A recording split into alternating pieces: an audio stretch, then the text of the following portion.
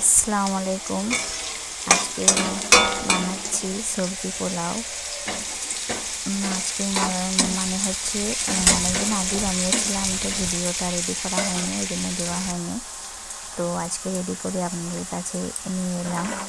এখানে আছে মটরশুঁটি, গাজর, বিন, সব কিছু। এগুলোকে সব ভালো করে তেলে ভেজে নিতে হবে। আলু আছে, আলুটাকে ভাজা হয়ে গেছে। এবার পেঁয়াজটাকে আমি ভাজছি এইধারে একটা কড়াইয়ের মধ্যে, আর ওই সাইডে একটা কড়াইয়ের মধ্যে আমার সবজিগুলো ভাজা হচ্ছে।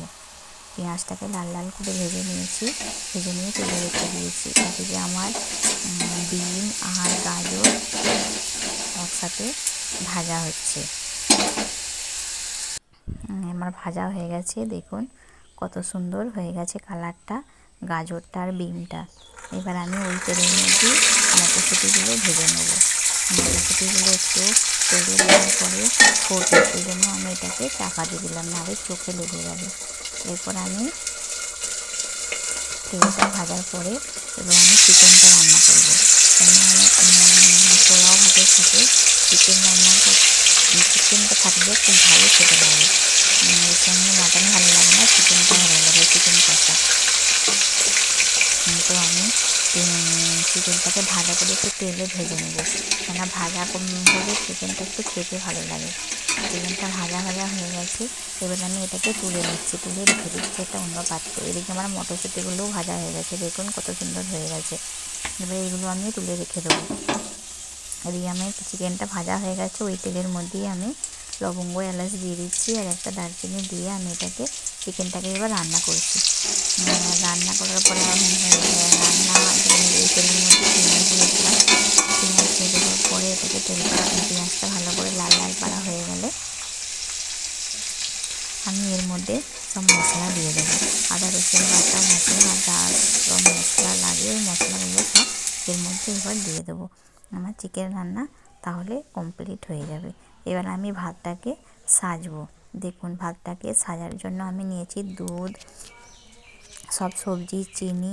এটা মিষ্টি ভাত, মিষ্টি দিলে ভালো লাগে।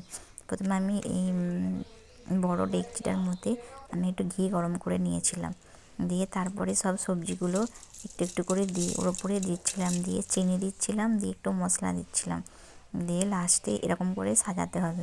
দিয়ে লাস্টে আবার এরকম করে আবার দিতে হবে, দিয়ে ওর একটু ভাত জাফরান কালার দিয়ে মিক্স করলে আরও ভালো লাগে দেখতে। এর মধ্যে আমি সব কিছু আলু, কালার আর সব কিছু দিয়ে দিলাম। দেখুন কত সুন্দর কালারটা লাগছে ভাতটার, দেখতে খুব ভালো লাগবে। আর এর মধ্যে একটু চিনি দেবেন, চিনিটা দিলে কি হয় মিষ্টি লাগে খেতে, তাই জন্য পোলাও ভাত যেমন মিষ্টি লাগে এটাও খুব সুন্দর লাগবে। আমি এর ওপর লাস্টে এবার একটু দুধ দিয়ে দিলাম। দুধটা দিয়ে দেওয়ার পরে আমি এটাতে দমে দিতে দমে দেবো, মানে দমে দিলে এটা ভালো হবে। এবার আমি ওপরে হালকা ঘি দিয়ে দিলাম, কেন ঘি বেশি খাওয়া যাবে না, বাড়িতে সবাই অসুস্থ, ওই জন্য ঘি বেশি দিলাম না, ওপরে হালকা ঘি দিয়ে দিলাম।